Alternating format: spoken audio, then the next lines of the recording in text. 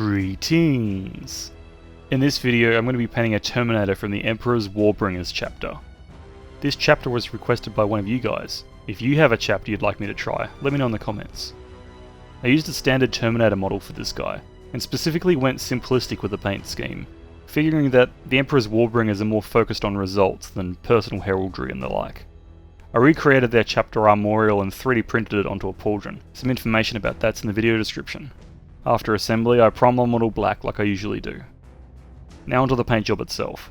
I started with Deathworld Forest as a base coat for the armour, and I decided for a careful application to make cleaning up the black undersuit bits later easier. Knowing in hindsight how many coats it took to get full coverage though, I think I definitely would have gone more rough with it to get the coats on quicker. I think it was around 8 coats by the end, though I was going a bit thinner than I needed to. Onto the cleanup for the black now, painting in the weapon casings, undersuit, any ornaments that would normally be metal, and the chapter armorial.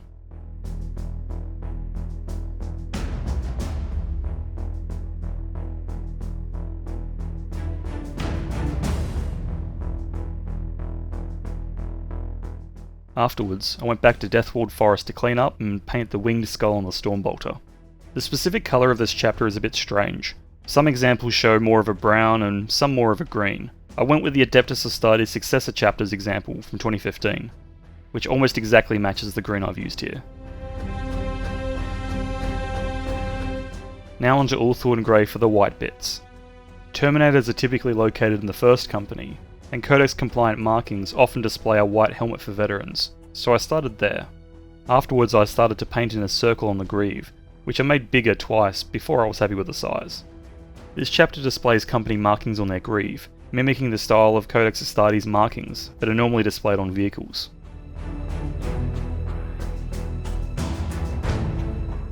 Now onto the purity seal that's next to the company marking, starting with a base coat of Zandri dust over the parchment.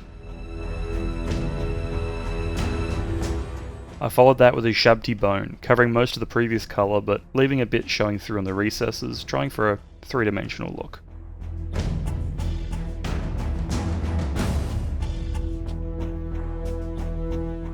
I finished the parchment with some Screaming Skull, dotting along the edges and doing a few scratches to make it look more worn.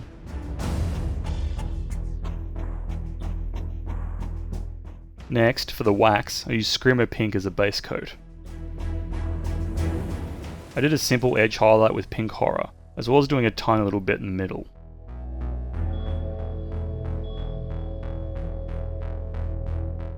To finish the purity seal, I went back to Abaddon Black to paint in some little scribbles that would indicate text on the parchment. I then painted in a rough I number, indicating first company, on the white circle bit next to the purity seal.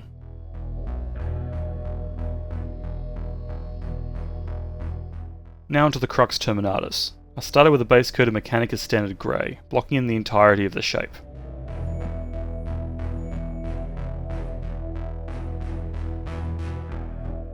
I then used Dawnstone as a highlight, hitting every edge that the brush could reach without dipping into the recesses.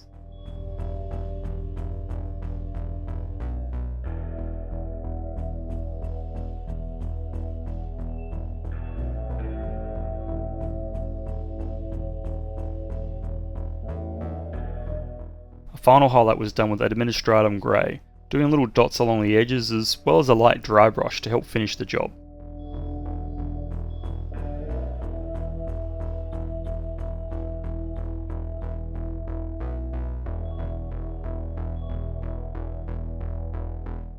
At this point I decided to move over to metallics, figuring I'd need to paint over them later with non-metallics, so it'd make the most sense to do them now. I used Gunmetal Grey to paint in the chain fist blade and motor unit, the Stormbolter chassis and magazine, the cabling under the arms, various bits around the armour, and some bits on the helmet.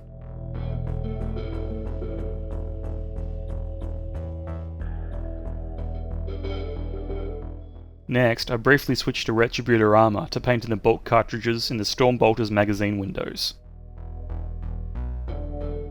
Finally for the silver, I used some Runefang steel to edge highlight most of the metal details, focusing on the edges and upwards facing bits for the first pass, followed with a scratchy sort of application later for some wear and tear on the larger surfaces.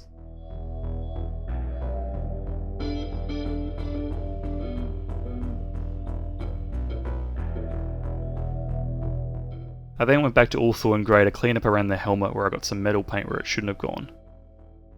With the helmet cleaned up, I switched over to Mephiston Red and painted in the eye lenses, followed by the lenses on the targeter.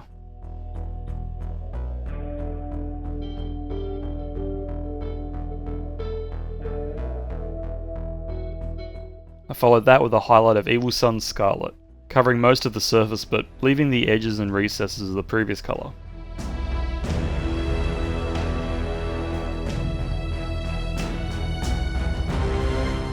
Next, I used Wild Rider Red to do a smaller glow area on the eyes and the targeter lenses.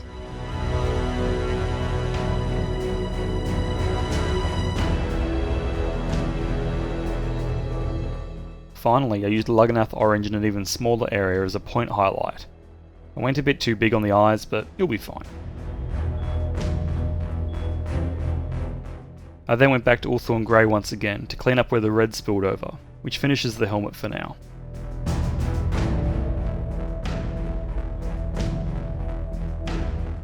Now onto highlighting the black. This time I used some Dark Reaper, painting the edges and doing a few scratches here and there. This worked especially well on the Imperialis on the torso.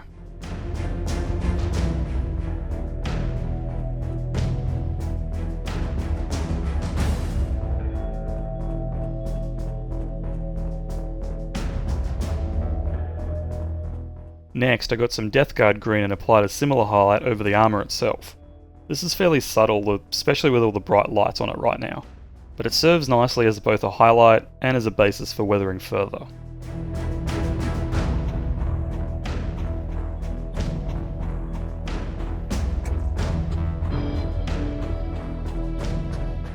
Continuing with the weathering, I used some Skaven Blight Dinge to do some dots and scratches around the armour. I figured this might look better than Rhinox Hide, but it might be a bit too light.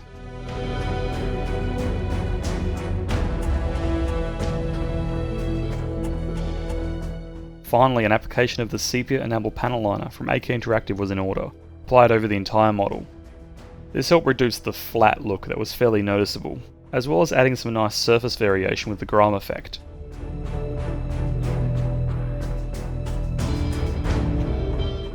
After the enamel was dry, I applied my usual basing method, painted the base rim black, then sealed everything in with some ultra matte varnish.